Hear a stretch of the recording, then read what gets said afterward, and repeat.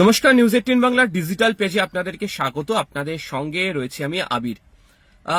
নির্বাচনের প্রার্থী তালিকা ঘোষণা হয়ে গেছে, নির্বাচনী ইস্তাহার প্রকাশ হয়ে গিয়েছে।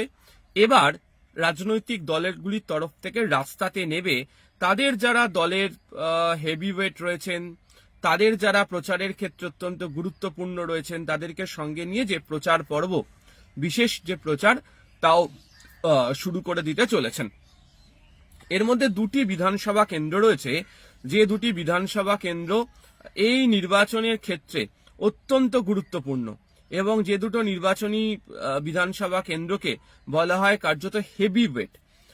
গতবার আমরা দেখেছিলাম 2021-এর বিধানসভা নির্বাচনের সময় নন্দীগ্রাম ছিল তেমন একটি কেন্দ্র, তার কারণ মমতা বন্দ্যোপাধ্যায় শুভেন্দু অধিকারী সম্মুখ লড়াই হয়েছিল সেখানে।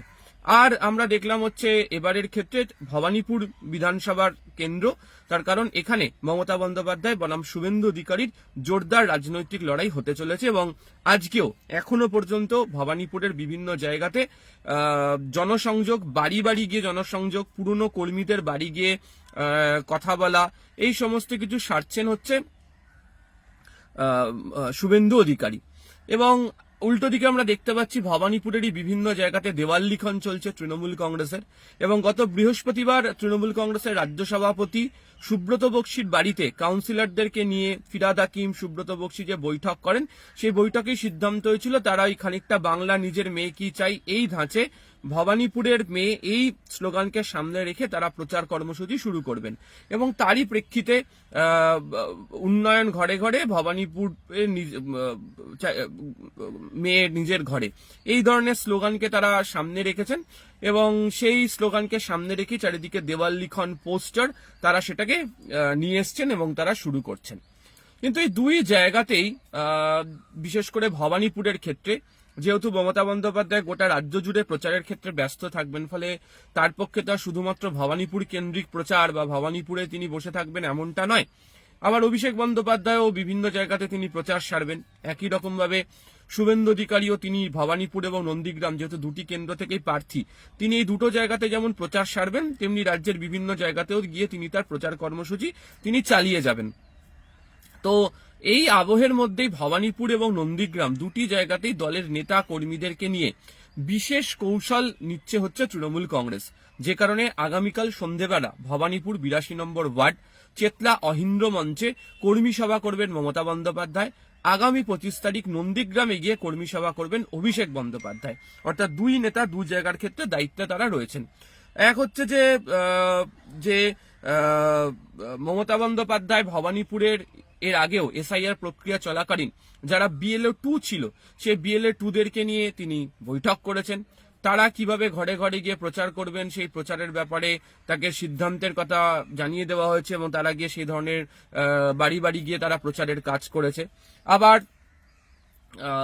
ভোট ঘোষণা হওয়ার কয়েক সপ্তাহ আগেও আমরা দেখেছি যে ভবানীপুর কেন্দ্রিক একাধিক যে প্রকল্প কাজ করা তার বিধানসভা কেন্দ্রে হয়েছে, সেগুলোতে তিনি যোগদান করেছেন।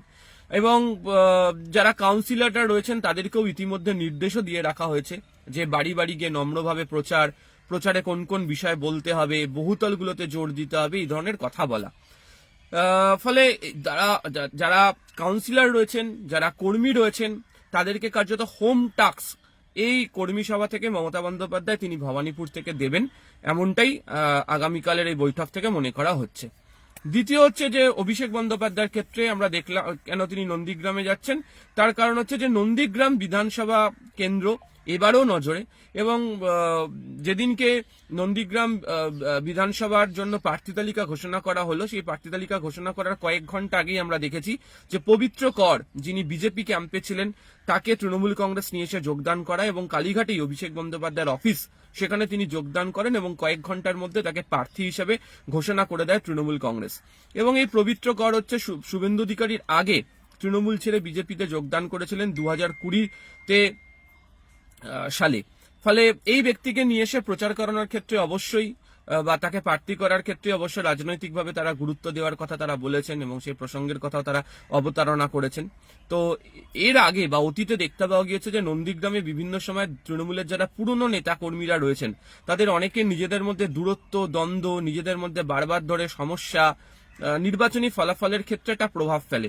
ফলে এই নির্বাচনের ক্ষেত্রে যাকে প্রার্থী করা হয়েছে তিনি যেহেতু বিজেপি থেকে এসছেন এবং দলের নেতাকর্মীদের যাতে তাকে মেনে নিতে কোনো ধরনের কোনো অসুবিধা না হয়, কোনো যাতে সমস্যা তৈরি না হয়, সে কারণে পুরোদস্তুর তাকে প্রচারের ক্ষেত্রে ব্যবহার করার ক্ষেত্রে বিশেষ নজর দিতে চাইছে তৃণমূল, যে কারণে নন্দীগ্রামে গিয়ে কর্মী সভা করবেন অভিষেক।